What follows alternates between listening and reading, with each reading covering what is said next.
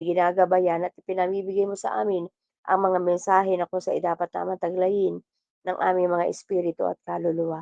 Sa gabing ito, Panginoon, at sa oras sandali pong ito, ang aming pong dalangin, lingapin mo po, O Diyos, ang mga nasalantang ito, O Diyos, ng lindol na naganap sa parting Mindanao.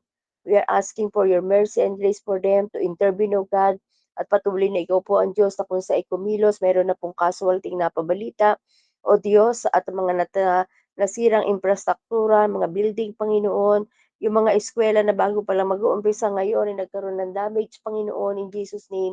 Ang aming dalangin, Panginoon, ay tunay na ikaw lamang po ang makakapagkontrol ng lahat ng ito, O God. Tunay na ikaw lamang po ang may hawak ng lahat ng sitwasyon. Ikaw lamang po ang Ama, ang tunay na makakapagpigil sa lahat ng mga ganitong bagay na kung saan ang dalangin namin yung habag at kalinga mo po, O Diyos, sa mga lugar na ito ng parte ng Mindanao ang aming hiling at samo, O God. In the name of Jesus, O God, yung mga nawalan ng tahanan, Panginoon, yung Panginoon, yung mga nawalan ng mahal sa buhay, aasahan, Lord, in the name of Jesus. Bless them, O God, with your comfort. Patuloy na ikaw po ang magpala, kumalinga, Panginoon, at sa aming sitwasyon narito, gaya ng patuloy ko dinadalangin, O God. Patuloy nga po, O Diyos, na ikontrol mo ang mga bagay na hindi kaya namin makontrol. Ikaw nga po na bagamat ito po, O Diyos, ay nakatakda na sa banal na kasulatan, noong pang ginawa na Panginoon, na kinasiyahan sa Santong Espiritu na kung siyang nagtala sa banal na kasulatan, patuloy pa rin namin hinihingi ang mercy and grace mo, Panginoon. Yung bagyo, yung lindol, Panginoon, yung malakas na ulan, yung pagbaha, Panginoon, pagputok ng mga bulkan, Panginoon, in Jesus' name, sa iba't ibang parte ng mundo, Lord, ang dalangin nga po namin, kung paano ikaw ang lumikha ng lahat ng ito, ikaw lang po ang makakapagsaayos at makapagkokontrol. Alam po namin, O God, na ito'y nakatakda at ang dalangin lang po namin yung habag at grasya mo para ito, Panginoon, ay hindi pa maganap, Panginoon, bagamat ito po ay tunay na nasa huling panahon na kami, pero we are asking for your mercy and grace.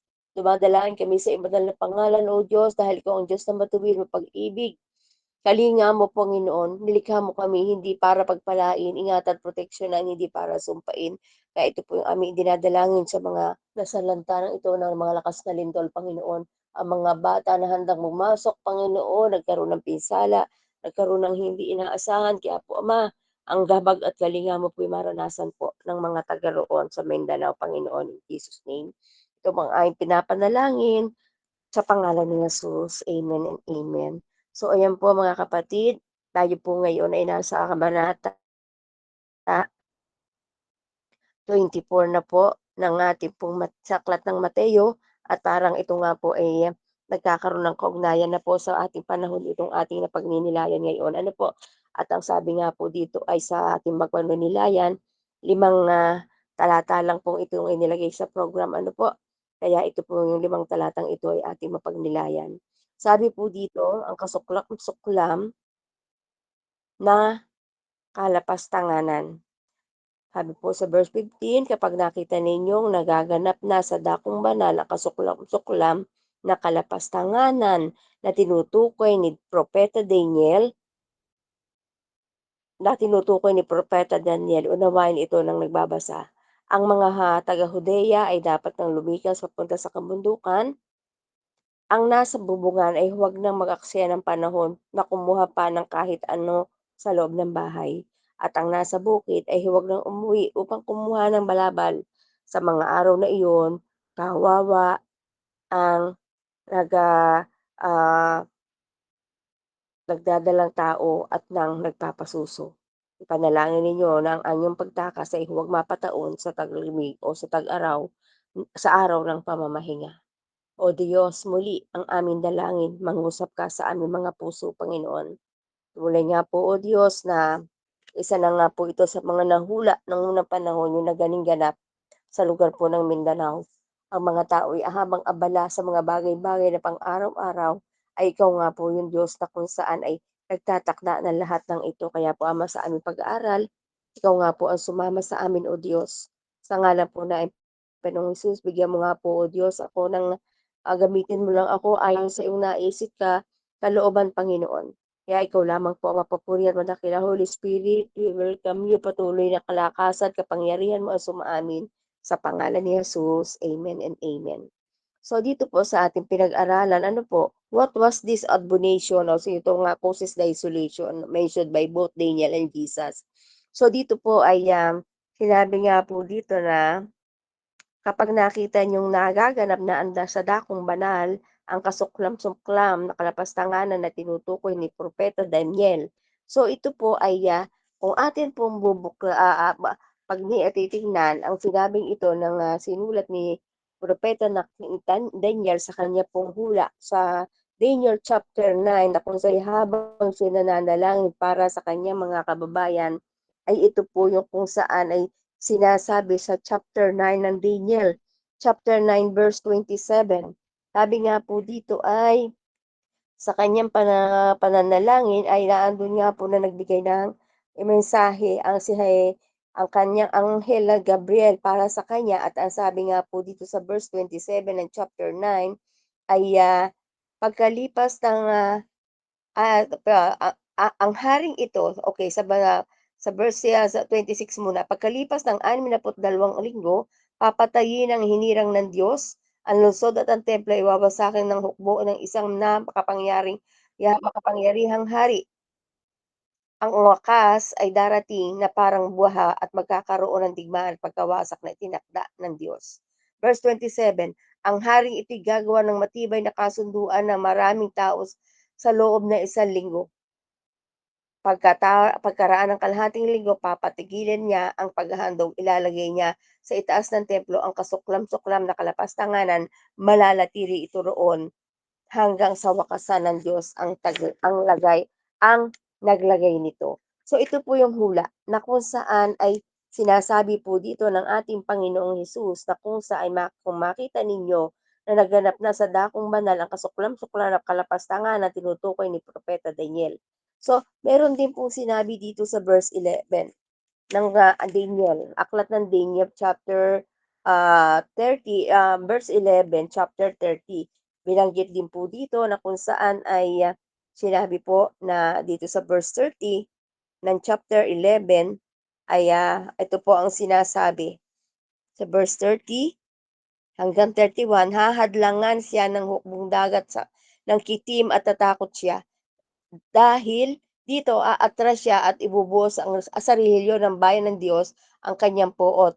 Sa pagbabalik niyang ito, pahahalagahan niya ang mga payo ng mga tumalikod sa presensya ng Diyos. Sa verse 31, magpapadala siya ng mga hukbong sandatahan upang lapastanganin ang templo. Ipatitigil niya ang araw-araw na paghahandog at ipapalit ang kasuklam-suklam na kalapastanganan. So dito po makita po natin mga kapatid, Jesus' word was remembered. Ito po yung salita na kung saan ay ginamit ng ating Panginoon. Inaalala niya yung sulat na ito, binahayag na ito ni Daniel, na kung saan ay pinakita di po na kung saan ay in the end time sa huling panahon na nga po ay maghahari ang mga antikristo na kung saan ay magse-set sila ng mga image, gagawa sila ng mga imahe and order everyone to worship para ang lahat daw po ay sumamba dito. Dito po ay makita po natin na kung saan ito po binanggit ng ating Panginoon at ito po yung magaganap sa may mga pagkakataon po na kung saan ay ito po yung kung saan ay talagang lalapastanganin nila ang ating Panginoon. Ano, they will be mocked, ano po, ng walang hanggan. Sabi din po dito sa ikalawang Tesalonica, chapter 2 verse 4, sinabi din po dito na kung saan ay sa bagong tipan na po na verse 4 ng chapter 2 ng Thessalonica, sabi din po dito ay, itataas niya ang kanyang sarili at kakalabanin ang lahat ng kinikilalang Diyos itataas niya ang kanyang sarili at kakalabanin ang lahat ng kinikilalang Diyos. Ang Diyos po dito sa verse 4 ng ikalawang Tesalonica ay small letter at sinasamba ng mga tao. Ibig sabihin, ang diablo po ito. Uupo siya sa templo ng Diyos. Pag sinabi ito, uupo sa templo ng Diyos. At ito po ay palaking big letter po ang Diyos na sinabanggit ito at magpapakilala lang siya ang Diyos. So ito po yung paglapastangan sa kinalalagyang trono ng ating Panginoon. Ano po? Kaya ito po yung kung saan ay magaganap. Agamat nakita nga po natin, isa na nga po sa senyales na kung saan nasa huling panahon na nga po tayo ay yung naganap po ngayon sa lugar ng Mindanao. Ano po? na kung saan ay sa iba't ibang lugar, sabi nga po magkakaroon ng taglindol at andun nga po na ito nga po ay nagkaroon na nga at unti-unting ipinakikita na po. Ano po, itinahula din po dito o magaganap pa rin kasi nga po itong mga sinasabi ng ating Panginoon sa ating sa banal na kasulatan ating pinag-aaralan mga kapatid, ay ito po ay siyang naganap na nung una at meron pang magaganap. Sa Revelation chapter 13, sa aklat po ng pahayag chapter 13, na kung saan sinasabi din po dito, verse 14 and 15, sinabi din po dito ni Juan sa aklat na ito ng Revelation sa chapter 11 o sa chapter 13 ng 14 and 15 verses, sabi po dito ay, nalinlang niya ang lahat ng tao sa lupa sa pamagitan ng mga kababalaghang kanyang ginawa sa harapan ng unang halimaw. Nahikayat niya ang mga taong gumawa ng isang larawan upang ng unang larawan sa nasugatan ng tabak ngunit nabuhay. Ipinahintulot din sa kanya na bigyan niya ng hininga ang larawan ng unang halimaw, kaya't nakapagpasalita ang larawan at pinagpapatay nito ang lahat ng ayaw sumamba sa kanya. Ito po ay ang Diablo na kung saan sa aklat po na ito ng Revelation, ito po ay magaganap pa. Basta't ang lahat ng nakikita ko po dito sa ulap kung ating babasahin na akyat ng pahayag, Book of Revelation, ito po ay magaganap pa. Hula na kung sa ay magaganap. Yung paglapastangan sa templo ng ating Panginoon sa lugar po ng Israel, ito po ang siyang tunay na kung saan ay yung ating tinatalakay ngo po natin dito sa aklat po ng Mateo chapter 24. Ano po? So dito po, sabi nga din po dito ay ito po'y sinabi din po na kung sa sabi din po dito, ang nasa bubungan ay huwag na maaksaya ng panahon at kumuha ng kahit ano sa loob ng bahay. So ito po'y pagpapakita na kung saan kung aking titingnan ay gano'n na po dapat tayo kung saan ay, gano'n kaalerto sa buhay po natin 'pag dumating na yung iba't ibang senyales ng pagdating ng ating Panginoon. Tayo po bilang isang mga anak ng Diyos, hindi po tayo tinuturuang matakot, kundi tayo dito ay ito sinasabi po dito ng ating Panginoong Hesus ay ito yung kung paano dumarating ang huling panahon. Nakikita niya dito kung paano yung future and far future event, yung palapit na dumating, yung hinaharap at dun sa haharapin pa. Kagaya nga po nung unang tipan, ang mga propeta ay nanghula na. At nagkaroon ng kaganapan sa panahon ng ating Panginoong Hesus at meron pang kung titingnan po natin itong, chapter 9 ng Daniel, ito po'y pangitain niya na hindi pa nagaganap. Sabi nga po dito, maraming mga trials, persecution have already occurred at meron pa nga rin po nagaganap sa atin ngayon. Ano po? Alam ko po yung parte ng po ang ng ganitong mga pag-uusig yung nagaganap sa loob ng Senado, sa ating kapulungan ng ating bansa. Dahil makita po natin mga kapatid na merong mga Christian sa loob ng Senado. May mga nananalig at nananampalataya sa ating Panginoon. Kaya ito ay nagkakaroon ng kaguluhan dahil ito po ay makita po natin na nagkaroon ng kaganapan ang mga hula nung unang mga sa Old Testament. Ay, sabi nga po, marami sa mga persecution na ito and trials have already occurred. More and yet to come. Meron pa rin pong mangyayari na kung saan ito yung ating dapat kung saan hindi para tayo matakot, kundi sabi nga po, maunawaan natin, God is in control of even the land. Yung persecution, He will not forget His people. Kaya tayo pong mga anak niya, mga kapatid, ay hindi niya tayo nakakalimutan dahil wag nating aalisin sa puso po natin, mga kapatid, na God is a God of control. Ano po, He will not forget His people. Hindi niya tayo kakalimutan. This is all we need to know about the future to motivate us to live a right now.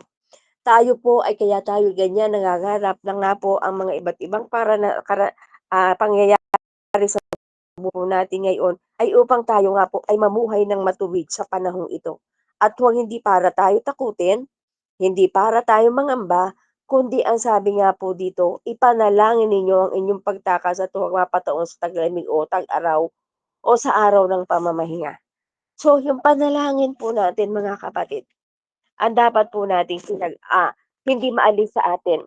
Hindi tayo matakot, bagamat kung hindi na talaga natin maiiwasan yun, Ako nga lang po kanina, napapanood ko lang po sa Facebook ko, talaga ako'y naluluha na sa kasabay ng pananalangin ng kahabagan ng ating Panginoon, na kung saan yung mga hindi natin inaasahan na kung saan ay nagaganap. Kaya alam niyo po, ang Holy Spirit talaga ay yung conviction po niya ano, na talagang sa atin po personally, sa aking pananalangin, na sa panahong ito Lord, take control for everything. Lagi ko yung inuusal, yung untoward incidents that we cannot control, na hindi namin kayang pigilin. Ikaw po ang Diyos na magkokontrol at eto na nga po yun, na kung saan ay nagaganap sa ating kapaligiran. Kaya po ito po, huwag tayong matakot kundi ang sabi nga po dito ng paalala ng ating Panginoon sa verse 20, ipanalangin ninyo ang inyong pagtakas ay huwag mapataon sa tag-araw, sa taglamig o tag-araw o na araw ng pamamahinga. What is meant by the Lord? Sabi nga yung pananalangin po natin mga kapatid, hindi lamang po sa ating mga sarili at sa mga sitwasyong pangkaraniwan ng ating panalangin. Sabi ko nga po, sa several years na kung saan ako po ay sa kaluwalhatian ng ating Panginoon, ano po, na kung saan ay sa lagi akong tumutugon po sigat at alam ko ina-appreciate, patuloy na sinasama ko nga po yun. Basta ang yung pong aking covenant kay Lord, basta every month magse-set ako ng date para ako ay mag-ayuno manalangin, una magpasalamat, at isa sa hindi ko makakalimutan isama sa aking prayer list lagi na Lord take control for untoward incidents. Lord take control sa ngayong tag-ulan na lalalapit, yung maging malakas ang mga bagyo, yung pagbaha, yung mga landslide, ano po, yan hindi natin po yan makokontrol lalo na po ngayon ay tayo nga po may mga problema ang ating mga flood control. Dahil nga po sa ginawa ng tao, but still, sabi nga po dito sa ating napag-aralan, still God is in control. Ang atin lamang pong maging attitude mga kapatid sa mga ganitong bagay ay andun nga po nasabi nga eh, ah, we need to know about the future and motivate us to live ay rightly now. Mamuhay tayo ng matuwid ngayon pa lamang. Kaya ito po yung mga babala din po para din po sa atin ng ating Panginoon na kung saan lalo tayo maging close sa kanya sa pamagitan nga po ng ganitong ginagawa natin. Ano po, na kung saan ay pinakikita po dito ano, yung ating matibay na pundasyon sa salita ng ating Panginoon na siya mag-i-equip para sa bawat isa to perceive the errors and disorder of false teaching. Kaya yung mga maling katuruan na kung saan sa ngayon marami nga po, let us aware for this dahil nagbababala ang ating Panginoon. Kaya ang atin po mamuhay po tayo right, live rightly, mabuhay ng matuwid. Kaya nga po 'pag dumadaan itong mga persecution ito ano mga kapatid, maging matapat po tayo, to be loyal, huwag po tayong matakot, huwag po tayong padala sa mga sitwasyon, kundi dapat lalo pa din tayong mag-init sa pag-aaral ng kanyang salita. Dahil kung ating pinag-aaralan lang ito't na kung ito'y atin lang pinakikinggan na wala tayong ginagawang aksyon, ay parang niloloko lang po natin ang ating sarili, ano po? Kaya ito pong mga babalang ito ano, warning sa atin mga kapatid, na tayo ay patuloy na maging mainit sa kanyang panawagan sa atin, yung Great Commission na kung saan ay kung saan ay 'pag dumating na itong mga kung saan siya dakong banal na kasuklam-suklam na kalapastanganan, na kung sa'y hula ito po ano po, na kung saan ay makita po natin at bago ito maganap marami pang kung saan ay hindi natin inaasahang maganap. Sa araw na iyon sabi nga po dito, ay kawawa ang nagdadalang tao at nagpapasuso. Ito'y inihahalin tulad po dito na kung saan ay yoong pagpapakita na yung hindi po natin haakalain na yun ay magaganap. Sabi nga po kasi, yoong kung mga gano'n kalubha ang mangyayari. Pero kung tayo po ay sabi nga po dito, kung tayo ay merong kung saan ay tunay na pananampalataya, lagi po nating iisipin, God is in control even the length of persecution. He will not forget His people. Tayo po yun. This is all what we need. Ito po yung ating mga kailangan na kung saan makilala natin kung ano yung darating sa panahon at mamuhay nga po tayo ng matuwid pa. Ngayon pa lamang mga kapatid. Ano po? At ito po yung mga babala din para na kung saan tayo sa ating pag-iingat sa mga ginagawa at yung consistent po natin na pakikipagniig sa kanya, relasyon natin sa kanya, dumating man yung ganitong mga pagsubok na hindi natin inaasahan, we have peace. May kapayapaan at pangako din naman natin ang ating Panginoon yun. He is a God of peace in spite of all the persecution, trials, chaos ng buhay, kaguluhan ng buhay, still God is in control and still God love us. At yun po yung sabi nga po, hindi niya tayo nakakalimutan bilang mga anak niya. Kaya ayun po, sa ilang mensaheng ito, ilang talatang ito na pinaalala sa atin ay andun na nga po na hindi tayo makasama sa mga lalapastangan pagdating ng panahon kundi magkaroon po tayo yung solid foundation na kung saan ay iniaatas sa atin ng ating Panginoon para sa bawat isa. Ano po, magkaroon po tayo ng sapat na karunungan, kaalaman kung paano tayo mamumuhay ng matuwid sa kapanahunan sa kabila ng magulong mundo dahil andun nga po na kung saan ay huwag po tayong pasama kundi lagi tayong tumingin sa finisher of our faith kundi walang iba ang ating Panginoong Hesus. Ano po? So, purihin po ang ating Panginoon mga kapatid. Ito po'y ilang talata pero nagpapaalala sa atin na tayo po ay patuloy na umasa sa ating Panginoon na siya ang may magagawa sa lahat ng sitwasyon. Tayo po'y manalangin. Muli po, Ama, salamat sa iyong mga pangaral, paalala at babala sa bawat isa sa amin na patuloy nga po kami, O Diyos, na magtiwala at manalig sa iyo, God.